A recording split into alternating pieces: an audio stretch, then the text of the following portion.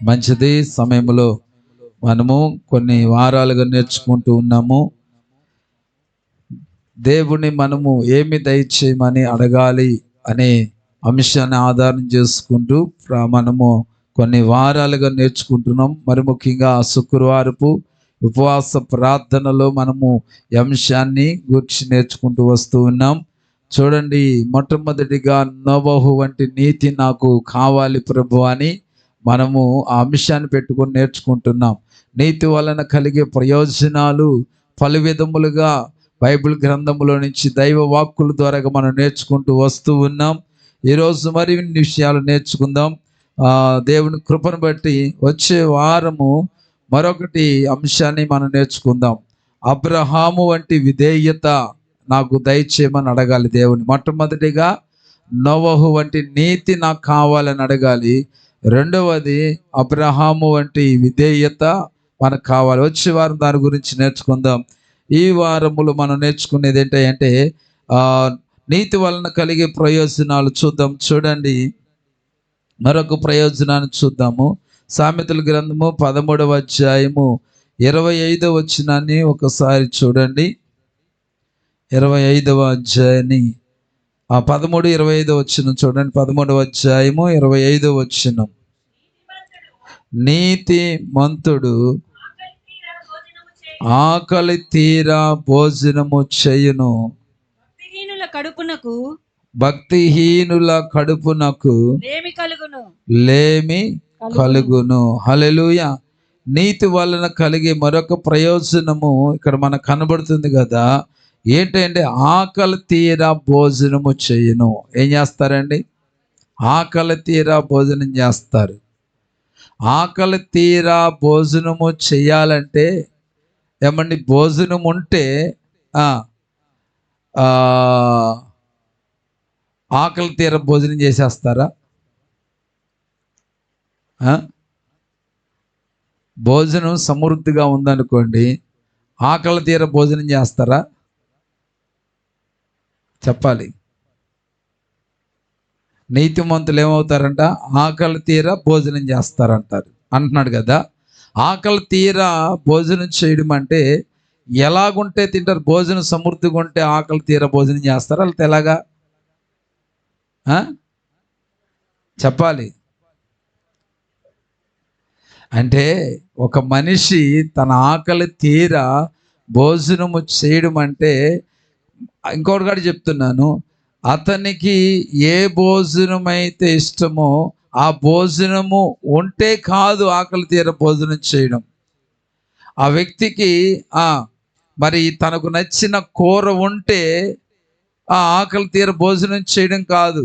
ఉన్న భోజనమైనా ఉన్న ఆ కర్రీ అయినా రుచికరముగా అని తన నోటికి అనిపించినప్పుడే ఆకలి తీర అతడు భోజనం చేయగలుగుతాడు. హల్లెలూయా, హల్లెలూయా. దేవుడు నీతిమంతుని విషయంలో ఏం చేస్తారు తెలుసా అండి? అలాగా ఆకలి తీర తనకు రుచికరమైనటువంటి భోజనాన్ని, రుచికరమైనటువంటి కూరలతో దేవుడు ఏం చేస్తాడంటే వారి యొక్క ఆకలి తీర వారు భోజనం చేసేటట్లుగా చేస్తాడు. హల్లెలూయా, హల్లెలూయా.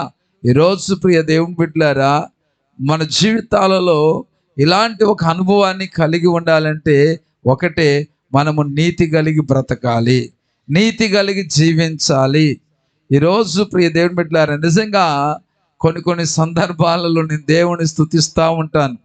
అనుకోని విధముగా దేవుడు మరి నాకు అంటే నేను ఆకలి తీరా భోజనము చేసిన సందర్భాలలో నా దేవుడిని నేను ఎంతో స్తుతిస్తానంటే ఆ టైంలో ఏం జరుగుతుంది తెలుసా అండి? నిజంగా నాకు ఇష్టమైనదే ఉంటుంది. ఆ ఇష్టమైనది కూడా ఎలాగుంటుందంటే రుచికరమైనదిగానే ఉంటుంది. హల్లెలూయా. ఈ వారంలో అంటే ప్రతిరోజు మరి ఆకలి తీరానే భోజనం చేస్తున్నాను. ఒక్కొక్కసారి ఇంకా వెరైటీగా దేవుడు ఏం చేస్తాడంటే, నిజంగా నేను దేవుని ఎన్నడూ కూడా మర్చిపోను. ఆ విషయంలో నేను దేవుని ఎన్నడూ కూడా మర్చిపోను. ఆ విషయాలలో మరింతగా దేవుని సన్నిధిలో ఏం చేస్తానంటే స్తుతించుకుంటూ భోజనం చేసుకుంటూ కూర్చుంటానండి. హల్లెలూయా. నా జీవితంలో నేను ఒకటి చెప్పగలను. ఎందుకు నేను అలాంటి అనుభవాన్ని పొందుకోగలుగుతున్నానంటే, నిజంగా దేవుడు నన్ను పట్టుకున్నందుకు, దేవుడు నన్ను ఏర్పాటు చేసుకున్నందుకు, దేవుడు నన్ను పిలుచుకున్నందుకు, దేవుడు నన్ను ఎన్నుకున్నందుకు, తన సేవకుడిగా పరిచర్య చేసి ఒక భాగ్యము నాకు ఇచ్చినందుకే నేను ఆకలి తీర భోజనం చేయగలుగుతున్నాను. హల్లెలూయా, హల్లెలూయా. దేవుడే నన్ను పిలుచుకోకపోతే, దేవుడే నన్ను ఏర్పాటు చేసుకోకపోతే ఈ భాగ్యము దక్కేది కాదు. నిజంగా ఒక సేవకుడుగా, ఒక సేవకునిగా నన్ను గౌరవించే వాళ్ళు ఉన్నారు, నన్ను ప్రేమించే వాళ్ళు ఉన్నారు. నిజంగా నా రుచిని కూడా తెలుసుకునే వారు కూడా ఉన్నారు. ఒకసారి ఫోన్ వస్తూ ఉంటుంది. ఫోన్ వచ్చినప్పుడు ఆ ఫోన్ను బట్టి నేను అడుగుతూ ఉంటాను. వాళ్ళు అంటారు కదా, ఫలానా ఫలానా అని చెప్పినప్పుడు ఓకే అనుకుంటాను. ఇంటికి వచ్చిన తర్వాత దేవుని స్తుతిస్తూ ఉంటానండి. హల్లెలూయా. ఎందుకంటే నాకు ఏది ఇష్టమో అది సిద్ధపరుస్తారు, మళ్ళీ అది కూడా రుచికరంగానే సిద్ధపరుస్తారు. ఈ వారంలో ఒక అనుభవాన్ని, అలాంటి అనుభవాన్ని దేవుడు నాకు కలగజేశాడు. హల్లెలూయా. అంటే రుచికరమైన దానిని ఇంకా రుచికరమైనదిగా దేవుడు ఏం చేస్తున్నాడంటే అనుగ్రహిస్తున్నాడు. దేవుణ్ణి స్తుతిస్తూ ఉన్నానండి. మనకి ఎప్పుడైనా గుర్తుపెట్టుకోండి, రుచికరమైనటువంటి ఆహారము మన నోటికి అందినప్పుడు ఓ దొరికిందే తరువాయి అని చెప్పి ఆమ్మామని పట్టి లాగేయడం కాదు.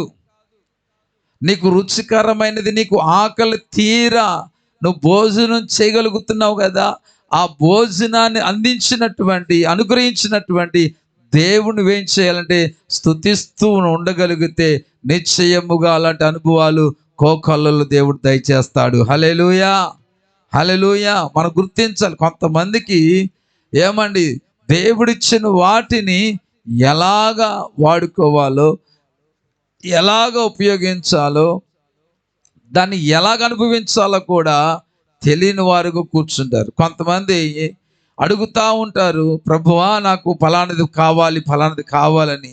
దేవుడు కనికరం కలిగిన వాడు అది అనుగ్రహిస్తాడు. అనుగ్రహించిన తర్వాత అనుగ్రహించిన దేవుని వచ్చిపోతారండి. ఇదే చాలా విచిత్రమైన విషయం. అడుగుతారు, అడిగిన దాన్ని బట్టి దేవుడు ఏం చేస్తాడు, అనుగ్రహిస్తాడు. అనుగ్రహించిన తర్వాత దాన్ని ఆరగించేటప్పుడు, అనుభవించేటప్పుడు అనుగ్రహించిన దేవుని మర్చిపోయేవారు కోకొల్లలు ఉన్నారండి. ఈరోజు మన జీవితాల్లో అలాంటి అనుభవం అనేది మనము కలిగి ఉండకూడదు. ఇచ్చినప్పుడు అది మనం ఆరగిస్తూ ఉండగా, దానిని అనుభవిస్తూ ఉండగా నిజంగా మనకు అనుగ్రహించిన దేవుని ఎంత స్తుతించినా చాలదు. హల్లెలూయా. ఈ విషయాన్ని సంగమా, ఈ మాటలు వింటున్న వారులారా ఎన్నడూ మర్చిపోవద్దు. ఈరోజు నువ్వు ఏ స్థితిలో ఉన్నా ఆ స్థితిని కలగజేసిన వాడు దేవుడే. నువ్వు ఆ స్థితిని కలిగి ఉండను బట్టి నువ్వేదో గొప్ప వ్యక్తి అని కాళ్ళు ఎగరేసుకుంటూ కూర్చోమాక. నా అంత గొప్పోడు లేడు, నా అంత జ్ఞానవంతులు లేడు, నా అంత మాటకారి లేడు, నా అంత మాటతాన్ని కలిగిన వాడు లేడు అనుకొని దీని వల్లనే ఇవన్నీ నేను కలిగి ఉన్నాను, వీటి వల్లనే ఇవన్నీ నేను పొందుకోగలుగుతున్నాను, నేను సంపాదించగలుగుతున్నానని ఎక్కడో కూడా అతిశయం అనేది నీలో రావడానికి వీలేదు. ఈరోజు నిజంగా నువ్వు మాటకారివే, నువ్వు మాటతనం కలిగిన వాడివే, నువ్వు మంచి జ్ఞానం కలిగిన వాడివే, నువ్వు ఒప్పుకుంటున్నాను. కానీ ఇవన్నీ కలగజేసింది మాత్రం దేవుడు అనే సత్యాన్ని మాత్రం మర్చిపోవద్దు. హల్లెలూయా, హల్లెలూయా. ఈరోజు ప్రియ దేవుని బిడ్డలారా, నువ్వు దేనిలోనైనా సరే, నువ్వు ఏ స్థితిలో ఉన్నప్పటికీ సరే, ఆ స్థితిని బట్టి దేవుని స్తుతించడం మాత్రం అన్నాడు మర్చిపోవద్దని ప్రభుపేట మీకు మనవి చేస్తున్నాను. హల్లెలూయా. నీతిమంతుడు ఏం చేస్తాడంటే ఆకలి తీరా భోజనం చేస్తాడంట. నిజంగా అలాంటి ఆకలి తీరా భోజనము చేసే భాగ్యాన్ని దేవుడు మనకు ఇచ్చినందుకు దేవుని స్తుతించాలి. ఆకలి తీరా భోజనము చేయలేక ఏమండి తినాలా వద్దా, తినకపోతే ఎక్కడ బలహీనమైపోతామా, ఎక్కడ నీరసమైపోతామని చెప్పి ఏమండి ఆకలి తీర్చుకునే రీతిగా భోజనం చేద్దామంటే ఆ భోజనం రుచిగా లేకపోయినా ఏమండి ఎంతో ఇబ్బంది పడుతూ, ఎంతో బాధపడుతూ, ఇష్టం లేకపోయినప్పటికీ సరే భోజనాలు చేస్తూ కడుపులు నింపుకునే వాళ్ళు ఎంతమంది లేరండి. నిజంగా కొంతమందిని చూస్తే వారు ఆకలి తీరా భోజనం చేయడం కోసం ఈ మధ్య కాలంలో మట్టిని సైతం కూడా మెత్తగా చేసుకొని వాటిని చపాతీలాగా అలాగ బ్రెడ్ లాగా చేసుకొని తింటున్న వాళ్ళని చూసినప్పుడు, ప్రభువా నిజంగా ఆకలి తీరా అతడు భోజనం చేయగలుగుతాడంటే అది దాని అర్థం ఒక్కసారి మనం అవగాహన చేసుకుంటే మనకు ఎంత స్తుతించినా మనకు చాలదండి దేవుని. హల్లెలూయా. భోజనాలు చేస్తున్నారు చాలామంది, కానీ ఆకలి తీర భోజనం చేయగలుగుతున్నారా? వాళ్ళ ఆకలి తీర్చుకోవడానికి ఇష్టం లేకపోయినా కష్టంగా తింటున్న వాళ్ళు ఎంతమంది లేరండి ఈరోజు. కానీ దేవుడు మనకి ఇష్టమైన వాటితో మనం ఆకలి తీర భోజనం చేసే భాగ్యం దేవుడు ఇస్తున్నాడండి. హల్లెలూయా. ఎంతో స్తుతించాలండి దేవుణ్ణి, ఎంత మహిమపరచాలండి దేవుణ్ణి. నిజంగా కొన్నిసార్లు కూరలు కూడా టేస్ట్గా మార్చేస్తాడు దేవుడు. కొన్నిసార్లు రుచి మార్చేస్తూ ఉంటాడు. నిజంగా కొన్ని విషయాలలో ఏంటి, ఈ కూర ఇంత టేస్ట్ వచ్చిందా, ఈ కూర ఇంత టేస్టీగా మారిందా, ఇది ఎంత రుచిగా ఉంటుందా చేస్తే అన్నట్లుగా కొన్ని సందర్భాలలో మన మనసు ఎరిగిన వాడు, మన ప్రయాస ఎరిగిన వాడు, మన ఆత్మీయతను చూచిన వాడు, మన పరిశుద్ధతను చూచిన దేవుడు ఏం చేస్తాడంటే కొన్ని సందర్భాలలో ఇలా కూడా దేవుడు తన మహిమను చాటుకుంటూ ఉంటాడు. హల్లెలూయా. తన ప్రేమను చూపిస్తూ ఉంటాడు తన బిడ్డల ఎడల.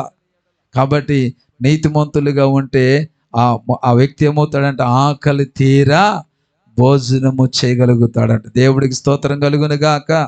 అలాగే చూడండి మరొక విషయాన్ని చూద్దాం. మరొక విషయాన్ని 15వ అధ్యాయము 9వ వచనం, సామెతల గ్రంథం 15వ అధ్యాయము 9వ వచనం చూడండి. భక్తిహీనుల మార్గము యెహోవాకు హేయము, నీతిని అనుసరించు వానిని ఆయన ప్రేమించును. దేవుడికి స్తోత్రం కలుగును గాక. నీతిని అనుసరించువారు, నీతిగా నడుచుకునేవారు, నీతిగా జీవించేవారు దేవుని ప్రేమను పొందుకుంటారు. Praise the Lord. హల్లెలూయా. ఎవరు ప్రేమను పొందుకుంటారండి? దేవుని ప్రేమను పొందుకుంటారు. నిజంగా దేవుని ప్రేమ యొక్క గొప్పతనము ఏమండి, ఈ పరిశుద్ధ గ్రంథమే దానికి ఉదాహరణ అన్నమాట. హల్లెలూయా. నిజంగా కుష్ఠరోగులను ఏమండి ప్రేమించిన ప్రేమ దేవుని ప్రేమ. పక్షవాయువు కలిగిన వారిని ప్రేమించింది దేవుని ప్రేమ. నిజంగా ఒక మనిషి మరొక మనిషిని ప్రేమించడానికి కూడా యోగ్యత లేని వారిని సైతం కూడా దేవుని ప్రేమ వారిని కూడా ప్రేమించింది. ప్రేమించడానికి కూడా ఇష్టాన్ని తెలియచేయని వారిని సైతం కూడా దేవుడు ప్రేమ ఏం చేసిందంటే ప్రేమిస్తూ వచ్చింది. దేవుడికి మహిమ కలుగును గాక. నిజంగా ఈ దేవుని ప్రేమ ఎలాంటిది అంటే, ఇంకా మానవుడు పాపములు ఉండగానే దేవుడు ఏం చేస్తాడే తన ప్రేమను చూపించాడు. అంత గొప్ప ప్రేమ యేసయ్య ప్రేమ. హల్లెలూయా. అది కొలవలేనిది, అది కొదువలేనిది, హద్దులు లేనిది, అవధులు లేనిది, అది ప్రవహిస్తూ ఉండే ప్రేమ. అటువంటి ప్రేమ మనము నీతిని అనుసరిస్తే అది మనముకు అనుభవించగలుగుతాం. హల్లెలూయా. దేవుని ప్రేమ ఎంతని చెప్పలేనంత గొప్ప ప్రేమ యేసయ్య ప్రేమ. ఆ ప్రేమను ఏమవుతామంట మనం పొందుకుంటామంటండి. హల్లెలూయా. ఎవరు దేవుని ప్రేమను పొందుకుంటారంటే చూడండి, యోహాను రాసిన మొదటి పత్రిక, ఇక్కడ నీతిని అనుసరించు వారు అన్నారు కదా. అంటే నీతిని అనుసరించడం అంటే ఎలాగ అనుసరిస్తే నీతిని అనుసరించినట్లుగా ఉంటుందండి?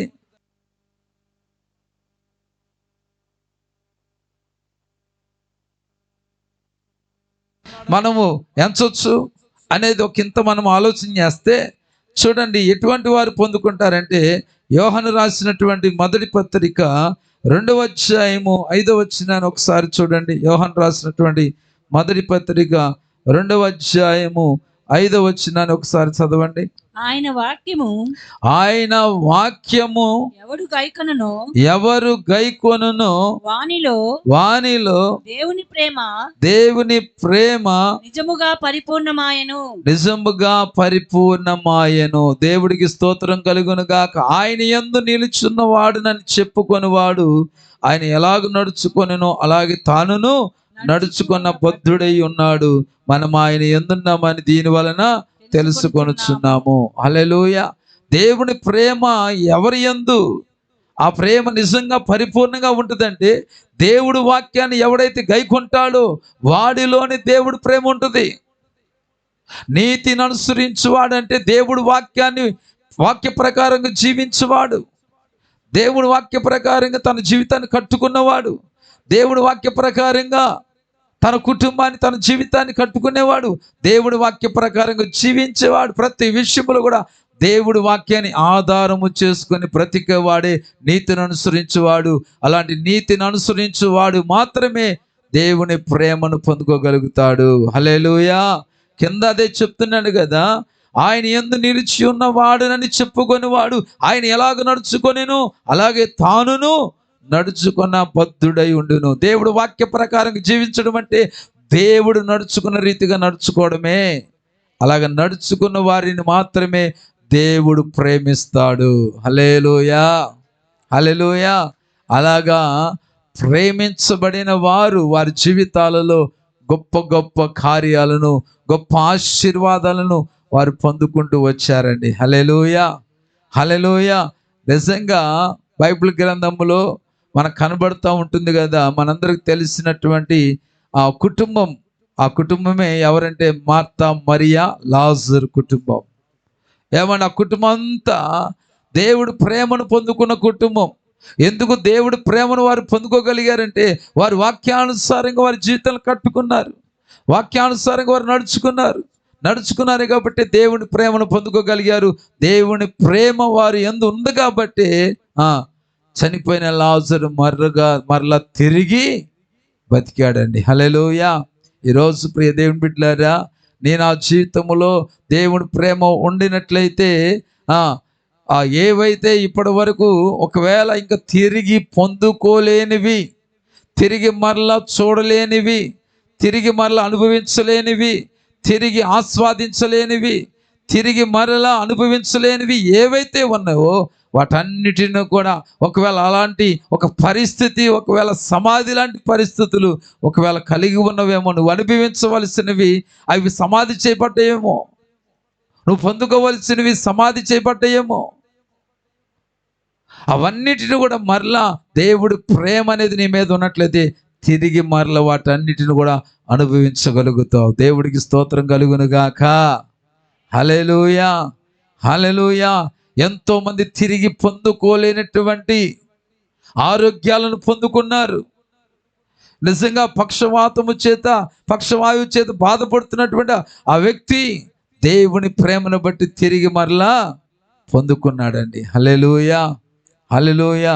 కొంతమంది చెప్తూ ఉంటారు కదా, ఇక జన్మలో నా భర్త మారుతాడని అనుకోలేదు, జన్మలో నా బిడ్డ ఇదిగో వివాహం జరుగుద్ది అనుకోలేదు.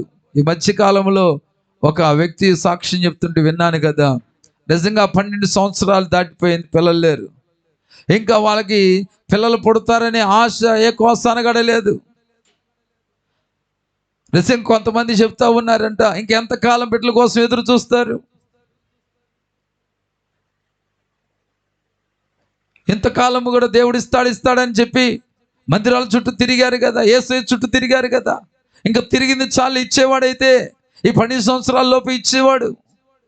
ఇంకెందుకు ఇలా ఆశ, ఎందుకు అలా పెట్టుకోవడం? మనలో దమ్ము లేకపోతే, మనలో ఆ యొక్క అనుభవించే ఆరోగ్యం లేకపోతే దేవుడైనా ఏం చేస్తాడులే. కాబట్టి మీరేం చేస్తారంటే ఎవరినో ఒక బిడ్డను తెచ్చుకొని పెంచుకోండి. రేపు వయసు పైబడిపోతే మళ్ళీ మిమ్మల్ని చూసేవాళ్ళు ఎవరుంటారు?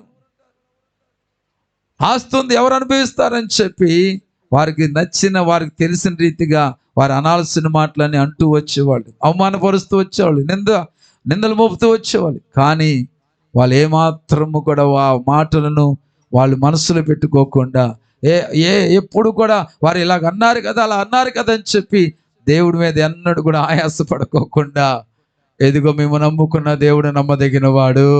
వాళ్ళ మైండ్లో ఒకటే పడిపోయింది, ఏంటంటే శారమ్మ గర్భాన్ని తెరిచిన దేవుడు మా గర్భాన్ని కూడా తెరుస్తాడు, ఆమెకు ఇచ్చిన దేవుడు నాకు ఇస్తాడు, అన్న గర్భాన్ని తెరిచిన దేవుడు నా గర్భాన్ని తెరుస్తాడని ఒకే ఒక నమ్మకం. ఆ నమ్మకంతో దేవుని ప్రేమిస్తూ వచ్చారు.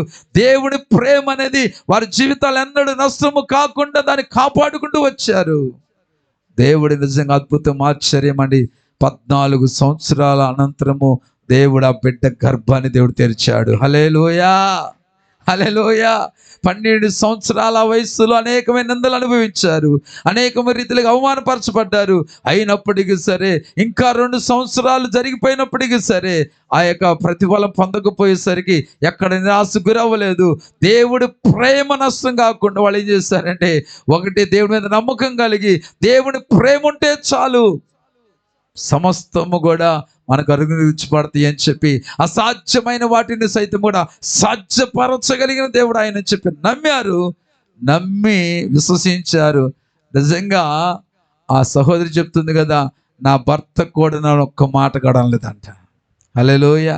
భర్త కూడా ఇన్ని సంవత్సరాల పాటు మందిరానికి పోతున్నావు, ఇన్ని సంవత్సరాల పాటు యేసయ్య ఉన్నాడు, చేస్తాడని అంటున్నావు, ఏం చేశాడు దేవుడని ఏ రోజు కూడా తన భర్త కూడా నోరు తెరిచి ఒక మాట కూడా ఏనాడు కూడా అనలేదంట.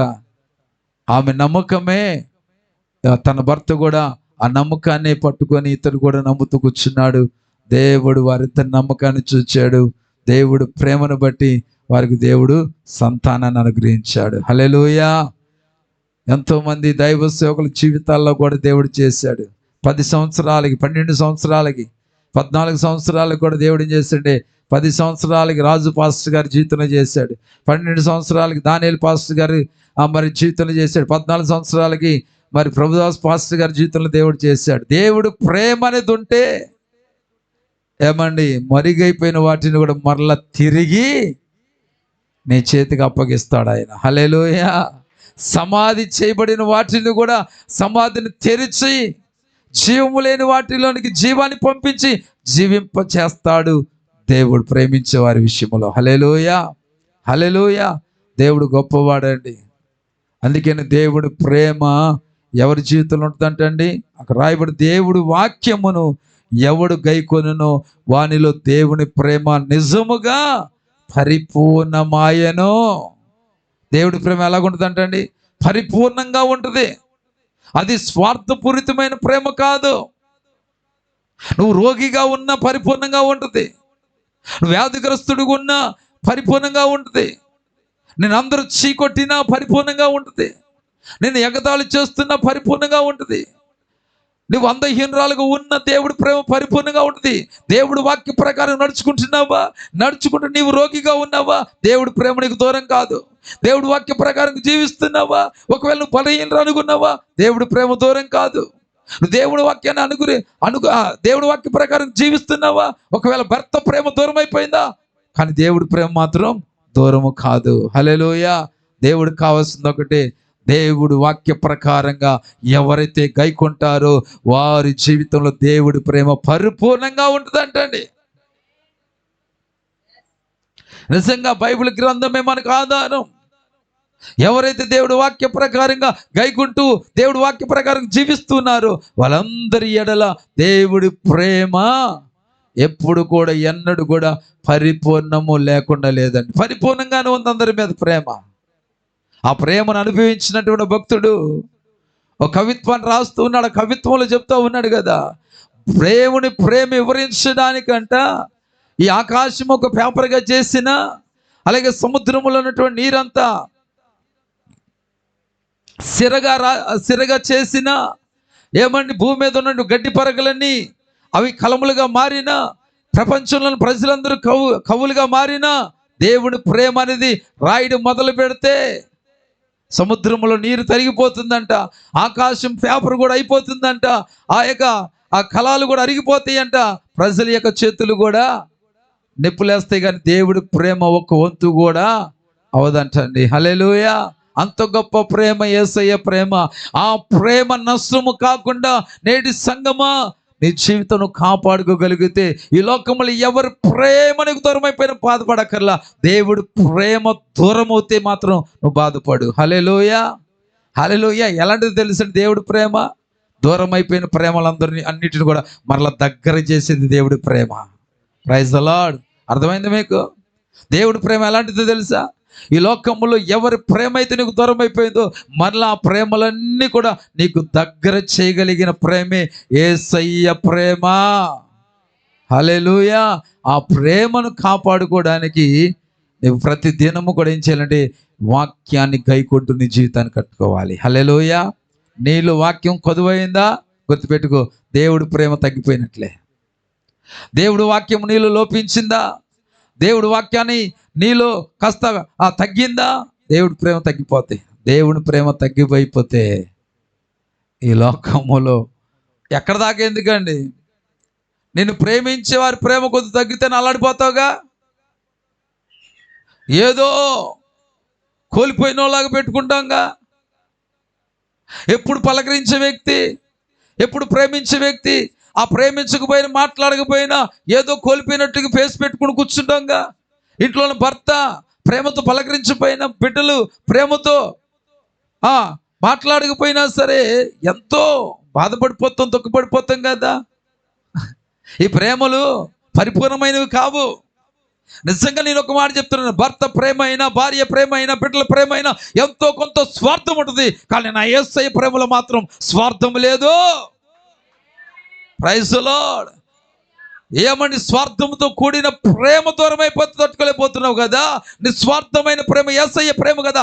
ఆ ప్రేమ దూరం అయిపోతే నువ్వు ఎలా తట్టుకోగలవు, ఎలా ఈ లోకంలో జీవించగలవు? కాబట్టి ఆ ప్రేమ అనేది నీ జీవితంలో తక్కువ కాకుండా ఉండినట్లుగా దేవుడు వాక్య ప్రకారంగా నీ జీవితాన్ని కట్టుకుంటూ బ్రతుకో. హల్లెలూయా, హల్లెలూయా. తర్వాత చూడండి, ప్రేమ ఎవరిలో ఉంటుందంట, ఎవరిలో ఉండదనేది కూడా ఒకంత మనం చూద్దాం. ఎవరిలో ఉండదో ఒకసారి చూద్దాం. చూడండి, ఇదే యోహాను సువార్త, యోహాను రాసిన మొదటి పత్రిక 3వ అధ్యాయము 17వ వచనం చూడండి. 17వ వచనం, 3:17. ఈ లోకపు జీవనోపాధి గలవాడయుండి తన సహోదరునికి లేమి కలుగుయుండుట చూచియు అతని ఎడల ఎంత మాత్రము కనికరము చూపని వాని యందు దేవుని ప్రేమ ఎలాగా నిలుచును. చిన్నపిల్లలారా, చాలండి, జాగ్రత్తగా ఉండి. ఈ లోకపు జీవనోపాధి గలవాడయుండి తన సహోదరునికి లేమి కలుగుట చూచియు అతని ఎడల ఎంత మాత్రమును కనికరము చూపని వాడి యందు దేవుని ప్రేమ ఎలాగు నిలుచును. అర్థమైందా? దేవుడి ప్రేమ ఎవరి మీద ఉండదయ్యా అంటే, మీకు అర్థమయ్యే భాషలో చెప్తున్నాను చూడండి. ఈ లోకములో బ్రతుకు తెరువు గలవాడైనను వాడెవడైనా తన సహోదరుడు, అంటే ఈ లోకం బ్రతుకు తెరువు గలవాడెవడైనా తన సహోదరుడు లేకపోతే తన సోదరుడు అక్కర్లో ఉండడం చూస్తూ అతని మీద ఏమి జాలి చూపకపోతే అతనిలో దేవుని ప్రేమ ఎలా ఉంటుంది? ఇక్కడ అదే అంటున్నాడు, ఈ లోకపు జీవనోపాధి గలవాడయుండి. అంటే అర్థం ఏంటండి? జీవనోపాధి అంటే జీవించడానికి కావలసినటువంటి ఉపాధి ఉండి కూడా అతనికి కావలసినటువంటి ఉపాధి అనేది, అంటే అతడు జీవించడానికి కావలసిన వసతులు అన్నీ ఉన్నప్పటికీ అతడు బ్రతకడానికి కావలసినవన్నీ ఉండి తన సోదరుడు ఆకలితోనూ అవస్థతలు ఉన్నప్పుడు వాడిని పట్టించుకోకుండా, చూచి చూడనట్లుగా, పట్టినట్లుగా ఉన్న వారిలో దేవుని ప్రేమ ఎలా నిలుస్తుంది? వారిలో దేవుడి ప్రేమ ఉండదు. కొంతమంది ఎలాంటి వాళ్ళు అంటే పిల్లికి కూడా బెచ్చం పెట్టరంట. ఎవరికి? పిల్లికి కూడా బెచ్చం పెట్టరంట. కొంతమంది అంట ఎంగిలి చేత్తో కాకిని కూడా తోలరంట. ఏం చేయరంట?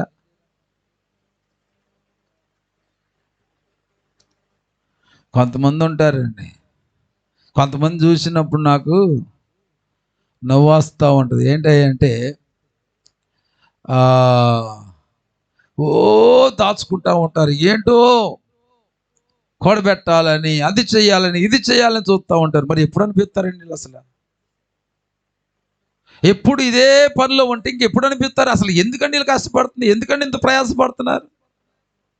ఎందుకంత పని చేస్తున్నారండి? ఎందుకు సంపాదిస్తున్నారండి? దేనికి సంపాదిస్తున్నారండి అసలు? తిన్నప్పుడు ఎందుకండి సంపాదన? అనుభవించున్నప్పుడు ఎందుకండి ఆస్తి? దేనికండి? దేనికి చెప్పండి? ఏసీ వేసుకుంటే కరెంట్ ఎక్కడ అయిపోద్దని ఏసీ కొనుక్కుంటారు, మళ్ళీ వీళ్ళు కొనుక్కుంటారు కానీ అనుభవించరు. హల్లెలూయా, హల్లెలూయా. ఈ మధ్య ఆవిడో ఒక వీడియో పెట్టాడు. ఒకడు దున్నపోతులా ఉంటాడు వాడు. వాళ్ళు ఈ వీడియోలు చేస్తారనుకుంటా ఉంటాడు. వాడు ఆగ మేఘాలలో బాక్స్ పట్టుకుని పరిగెత్తుకుంటూ వస్తాడు. వచ్చి గబగబా బాక్స్ తీస్తాడు. తీసి గబగబా స్పీడ్గా తింటాడు. ఏంట్రా ఇటు తింటూ ఇలా చూస్తూ ఉంటాడు, తింటూ ఇలా చూస్తూ ఉంటాడు. ఏంటని చూస్తే ఎదురు తోలు తీసేసి ఏలాడి తీసిన కోడి ఉంటుంది అన్నమాట. ఏముంటుంది? నేను అనుకుని ఏంటి ఇంత స్పీడ్గా తింటున్నాడు, అంత రుచిగా వండింది ఏంటి వాళ్ళ భార్య అనుకొని ఆడి వైపు అదే చూస్తుంటే తీరా చూస్తే దాంట్లో కూర ఉండదు, పాడు ఉండదు, ఒట్టి అన్నమే. అయినా సరే ఎదురుగా చూసుకొని గబగబ తినేస్తూ ఉంటాడు. తర్వాత అంత స్పీడ్గా తినటానికి ఏంట్రా కారణం అని చూస్తే అన్నం చూస్తేనో కూరలేనన్నం. వాడు అంత స్పీడ్గా ఎందుకు తిన్నాడంటే తర్వాత చూపిస్తాడు, అక్కడ ఏలాడి తీసిన కోడి ఒకటి ఉంటుంది. అంటే వాడు దాన్ని చూసుకుంటూ ఏం చేస్తున్నాడు అంటే, కొంతమంది బతుకులు కూడా ఇంతే. ఏసుని చూసుకొని ఆన్ చేయరు కానీ ఏసీలో ఉన్నట్టు ఫీల్ అయిపోయి అలాగ ఉండిపోతారు. అది కాస్త బూజు పెట్టి తుప్పు పెట్టి పాడైపోతుంది. దేన్నైనా సరే వాడుకోకపోతే పనికి రాకుండా పోతుంది. హల్లెలూయా. ఏదైనా సరే ఇల్లు కట్టుకున్నావు వాడుకోపోతే పనికి రాకుండా పోతే, బండి కొనుక్కున్నావు వాడుకోపోతే పనికి రాకుండా పోతుంది, వస్తువులు కొనుక్కున్నావు వాడుకోపోతే పనికి రాకుండా పోతుంది. చాలా మంది జీవితాలు, కొంతమంది చూస్తే అదే నాకు ఆలోచన వస్తూ ఉంటుంది. అరే ఎండలో చేస్తారు, వర్షంలో చేస్తారు, చలి కొనుక్కుదుడు చేస్తారు. సరే వీళ్ళు ఏమైనా అనుభవిస్తారంటే అసలు ఆ చెప్పులు చూస్తేనే అరిగిపోయినట్టుగా ఉంటాయి. ఏమంటే పాదం దగ్గర అరిగిపోతే ఏళ్ళ దగ్గర అరిగిపోయి ఉంటుంది. మళ్ళీ దాని పేరేంటంటే అది చెప్పులకి కింద ఏళ్ళకి కింద ఉంటాయి కదా, బెల్ట్లా ఏమంటారు అట్లని, రబ్బర్ చెప్పులు పట్టీలా అయ్యానమ్మా. చెప్పులు పైన ఉంటాయి కదా, ఇలాగ ఉండి పెట్టుంటాయి కదా, వంగడాలో ఒకటి మొత్తానికి ఒడియాలో అవి ఉంటాయి కదా. అరిగిపోతే ఏం చేస్తారండి, దాని కూడా కింద నుంచి పుల్లో ఏదో రాడ్డు అడిపెట్టి అలా కూడా వాడేసుకుంటూ కూర్చుంటారు, ఫినిష్లు పెట్టుకుని వాడేసుకుంటారు.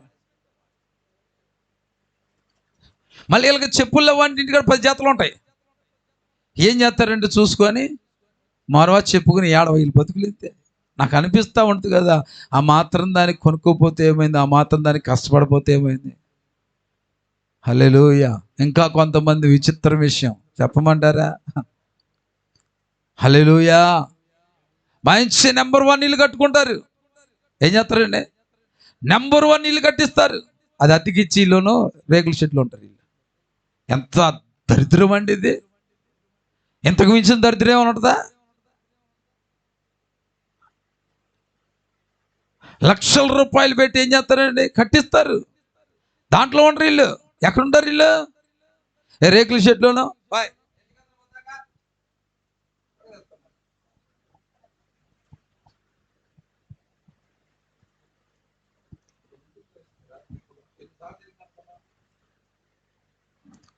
అసలు నిజంగా చూస్తూ ఉంటే బాధేస్తూ ఉంటుంది. ఎందుకు అంత కష్టపడతారో తెలీదు, ఎందుకు అంత ప్రయాసపడతారో తెలీదు, ఎందుకంత పని చేస్తారో తెలియదు. కొంతమంది డబుల్ డ్యూటీలు కూడా చేస్తారు, మళ్ళీ ఒక్క సెలవు కూడా పెట్టరు, ముక్కుతూ ములుగుగా పోతూ ఉంటారు. ఎందుకు కష్టపడుతున్నారు?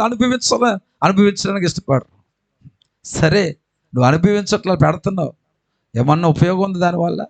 ఆ బిడ్డల కోసం అంట. వాడు నీ తలదన్నుడు అవుతాడు, వాడు నీకన్నా మరిపిస్తున్నారు అవుతాడేమో. ఒకటేనండి, ఒక మాత్రం మాట చెప్తున్నాను, ఎక్కువగా సర్వేలు బయటపడింది చెప్పమంటారా?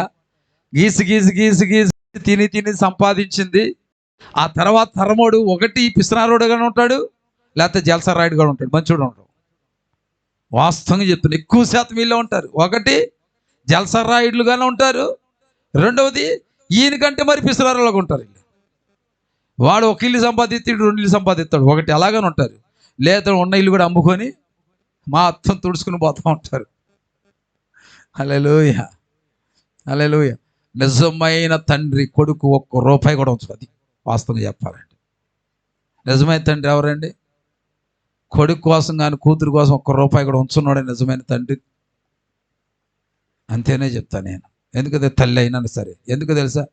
నువ్వన్నీ దాచిపెడితే పొద్దున్న వాడు నువ్వు దాచిపెట్టిన తింటూ సోమరంలో బతుకుతాడు. సరే మా అమ్మ నన్ను ప్రేమించేదో ఇచ్చింది కదా అని చెప్పి ఒళ్ళోంచి పని చేస్తాడా? చేయడు. ఎందుకంటే అమ్మలు సంపాదించి పెట్టారు, బాబులు సంపాదించి పెట్టారు, దాన్ని అనుభవిస్తూ కూర్చుంటారు. ఒళ్ళోంచి పని చేయడానికి ఇష్టపడరు. నాకు ఒక ఆయన చెప్పిన మాట అది చాలా నచ్చింది నాకు. నా మట్టుగా అయితే దేవుడు కృపను బట్టి చెప్తున్నానండి, దేవుడి సన్నిధిలోని చెప్తున్నాను. నా కష్టార్జితంతోనే నా కుటుంబాన్ని పోషించుకుంటున్నానండి. హల్లెలూయా, హల్లెలూయా. ఈ రోజు వరకు కూడా ఏది వాళ్ళ బాధ్యతగా నన్ను చదివించిన 10th క్లాస్ వరకు చదివించారు, కానీ ఆ తర్వాత నాకు చదువు అప్పలా. ఆ రోజు మొదలుకొని ఈ రోజు వరకు కూడా దేవుని కృపను బట్టి నా కష్టార్జితముతోనే నేనేం చేస్తున్నా అంటే నా కుటుంబాన్ని పోషించుకోగలుగుతున్నాను. హల్లెలూయా. మా నాన్న మా తాతలాగా ఆస్తులు సంపాదిస్తే జలసరాయిలాగా తిరిగేవాడేమో. అందుకని శుభ్రంగా నాకు ఊహ తెలిసిన కాడి నుంచి పాకలోనే ఉన్నాం, మేము గుడిసెలోనే ఉన్నాం. దేవుడు అందుకే నేను ఒళ్ళొంచి పని చేసుకుని ఎప్పుడు సోమరుడు, అప్పటికి సోమరుని కాదు, ఇప్పటికీ సోమరుని కాదు నేను. హల్లెలూయా. ఎందుకంటే ఆ కష్టానికి అలవాటు పడిపోయింది బాడీ. కష్టపడి పని చేయడానికి అలవాటు పడింది కాబట్టి ఈ రోజు కూడా ఏ పని చేయడానికైనా సరే డి అంటే డి అంతే మనం. హల్లెలూయా. ఏమంటారా? ఒప్పుకుంటారా ఒప్పుకోరా? నాతో పాటు చేస్తారా మీరు?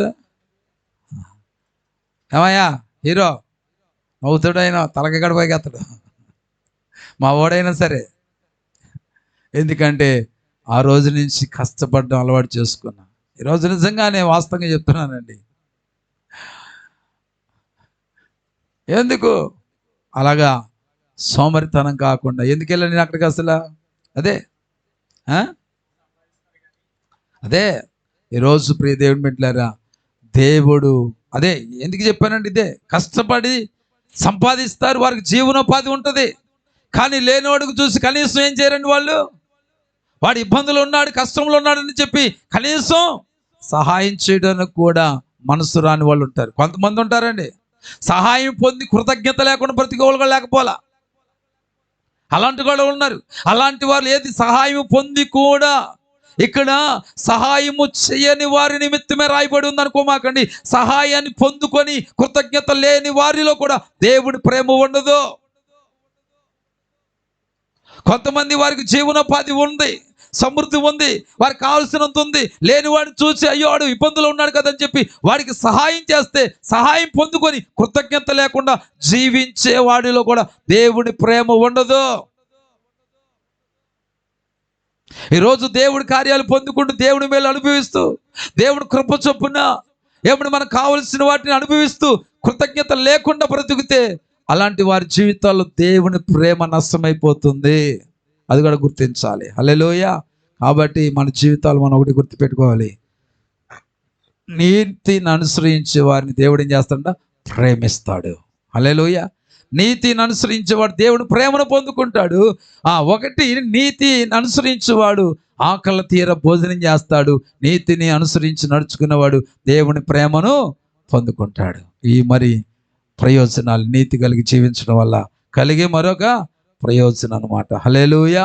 కాబట్టి అలాంటి ప్రయోజనకరమైనటువంటి జీవితాన్ని మనం కలిగి ఉండేలాగున, దేవుడి ప్రేమను పొందుకునే ఒక భాగ్యం మనం కలిగి ఉండేలాగున మనం బ్రతికినంత కాలము నీతిని అనుసరిస్తూ జీవిద్దాం. అట్టి కృపా దేవుడు మనకు అనుగ్రహించును గాక. ఆమేన్. కళ్ళు మూసుకోండి, ప్రార్థన చేసుకుందాం. అందరూ కూడా కళ్ళు మూసుకున్నట్లయితే.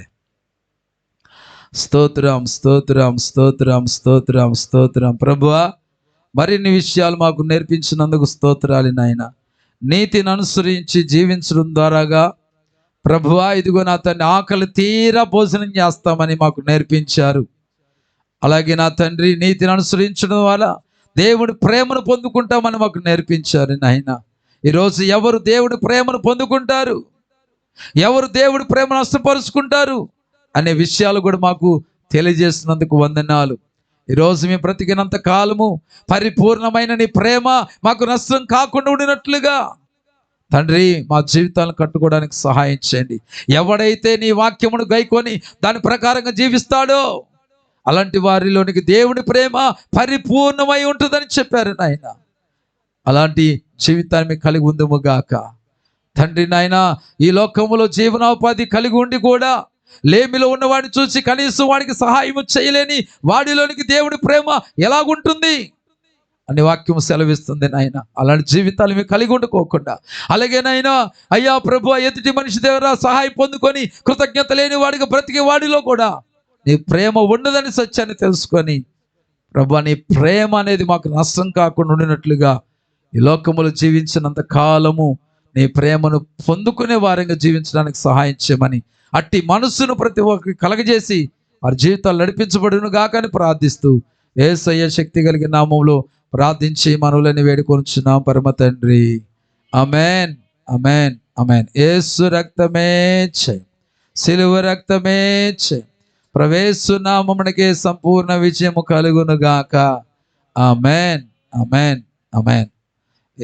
మన తండ్రి అయిన దేవుని ప్రేమ, కుమారుడైన యేసుక్రీస్తు కృప, పరిశుద్ధాత్మ దేవుని యొక్క నిత్య సహవాసం సన్నిధి ఇప్పుడు ఎల్లప్పుడును అరాగ్ర పర్యంతర వరకు సకల పరిశుద్ధులకు సకల జనులకు, అలాగే నాయన ఈరోజు ప్రభువా అయ్యా నీ ప్రేమను మేము ఆ జీవితాలన్నీ నష్టపరుచుకోకుండా నీ వాక్యాన్ని గైకొంటూ మేము జీవిస్తామని తీర్మానించుకున్న బిడ్డలందరికీ సదా నీ కృపా తోడి నడుగుని నడిపించును గాక.